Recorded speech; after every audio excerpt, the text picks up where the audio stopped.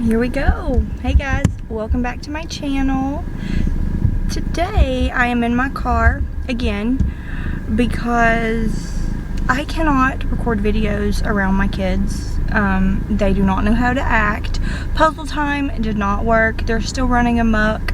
And so whenever I want to record a video, this is actually going to be like the third time I've tried to record this video, but my kids are like, oh, I want to be in front of the camera, oh. And I don't have like a area set up yet to where I have like a sacred space and I can just do it by myself and not be like barged in and interrupted and stuff. So I'm going to be doing my videos in my car until I get some better arrangements. But today I wanted to talk about the Kundalini Awakening, because I feel like the Kundalini Awakening is not necessarily misrepresented, but it is definitely, there's a glamour around it, and it's not so glamorous. And so I just kind of wanted to talk about the experience that I've had and really the growing pains and how to get through the growing pains, because without the understanding of really what's going on in your body and your energy field, it's very easy to get discouraged and defeated if you were going through an awakening. And so that's really what I wanted to touch base on today. There are 4 steps in the Kundalini Awakening. The first step is the cleanse and the purge. And so if you are starting your awakening process, the first thing you're going to notice is your body is cleansing and purging emotions. So if you have like reoccurring traumatic events that are showing back up in your life, and it kind of seems like it's happening all at once, you probably are in the first stage of the awakening process. So you are probably experiencing like past lovers coming back. Anybody that has abused you, you're going to have some recollection of those memories, because this is your opportunity to cleanse and purge this from your auric field. Because in order to truly to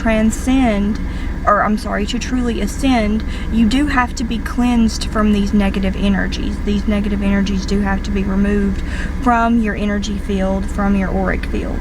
So it's very important during the cleansing phase to sit with these emotions and heal yourself and forgive yourself and forgive that person, so that you can ascend. Because if you don't get past this cleansing phase, if you are not completely and wholly purging these traumatic bonds, or these it could be trauma bonds, it can be, like I said, just abuse that you've received in the past that you're holding on to. If you don't purge this, then you are always going to come back to this phase. You will never truly ascend until you are completely cleansed and completely purged. The second step, or the second phase in the awakening process, is the healing and the renewing. So after you were completely cleansed and you were completely purged, you're going to heal. You are going to renew. This is kind of like a baptism in the Christianity world, where you get baptized and you get born again. This is the process, or this is the part of the phase where you are going to be kind of born again and truly begin to feel awakened.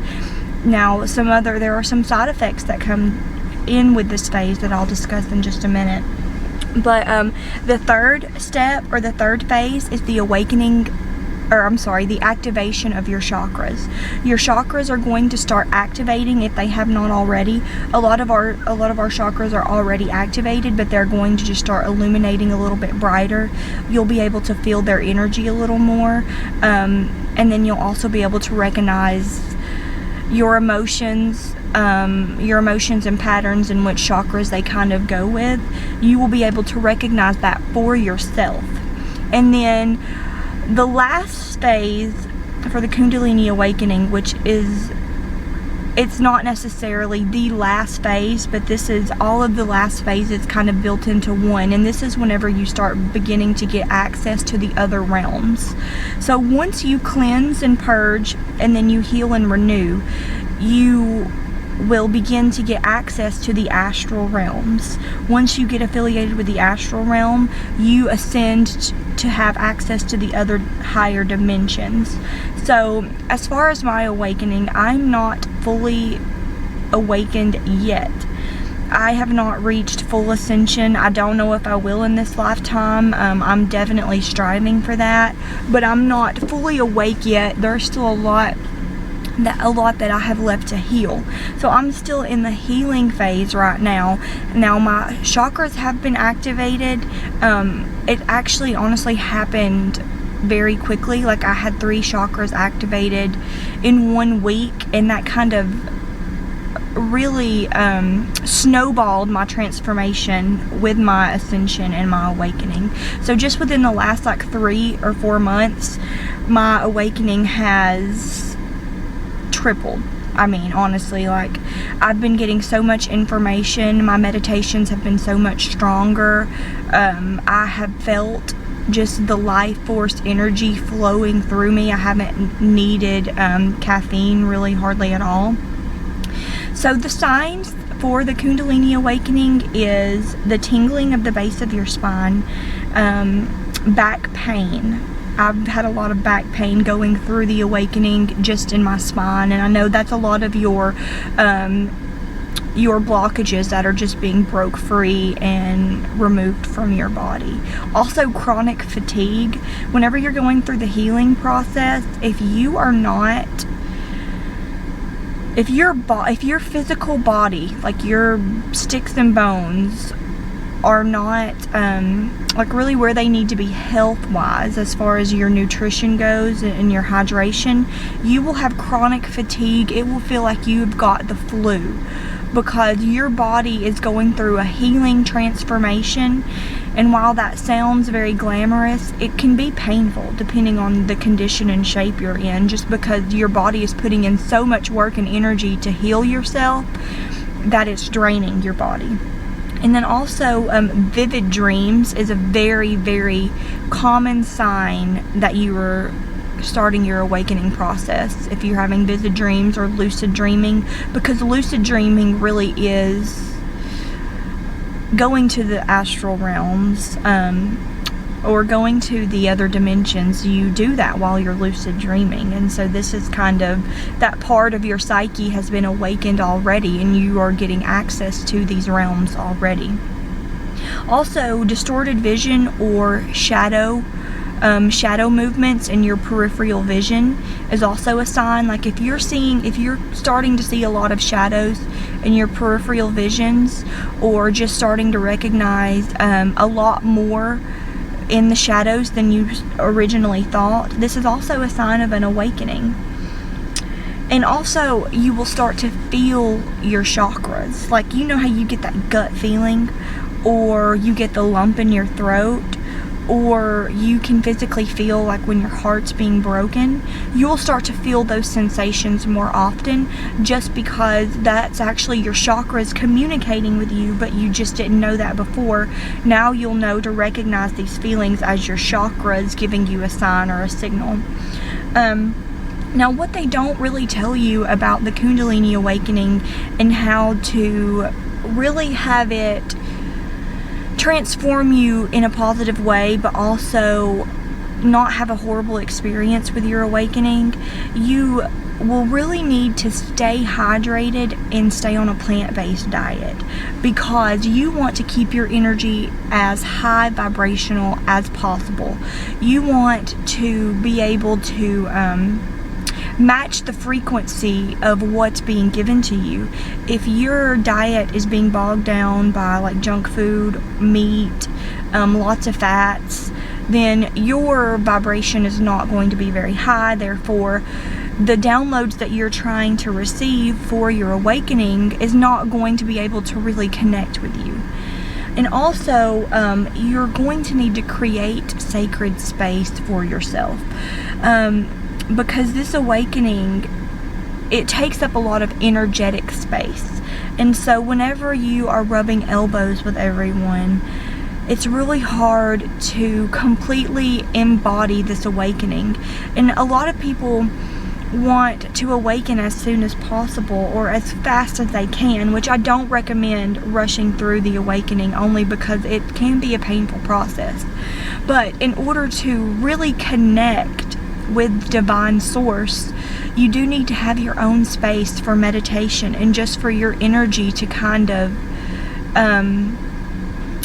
be itself, I guess you can say. This is a really hard part for me to explain, and also it's really hard for me to create my own space just because I have 3 daughters, and so whenever I'm home, I am constantly needed, and I feel like not having my own space to kind of nurture my awakening has caused me to have some setbacks in my awakening. So that's just a suggestion, creating your sacred space.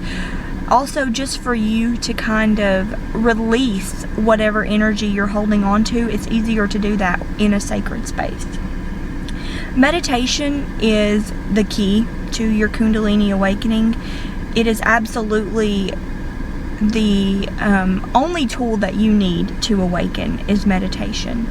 It's the only tool that I have used to awaken. It has been by far the most transformative tool I've used for ascension.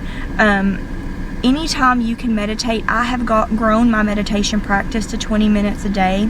I started off at 5, and my kids are also have started meditating for 5 minutes a day, and I'm going to keep them on a growth chart to where they can eventually grow to a 30-minute a day practice, which is my goal as well. I would like to get to an hour a day, but right now my schedule just doesn't have that allotted time space for me. But meditation is going to keep you grounded. It's going to also keep you balanced energetically. So whenever you're getting these downloads a little bit further on in your ascension, your energy will start to feel a little off. You will start to feel either too much energy or you will feel completely drained.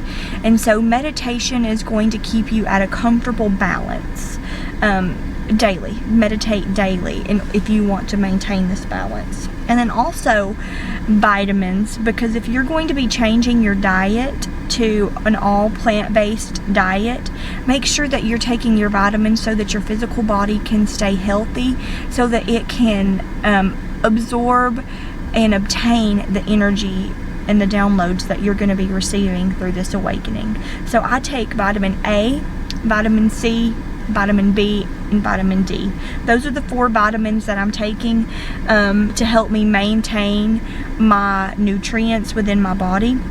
And so far, those 4 vitamins are working great for me. I've honestly never felt better. Once I got kind of past the chronic fatigue and then the back pains, I've really started to getting to where I don't need any caffeine. I feel like vibrantly energized every day.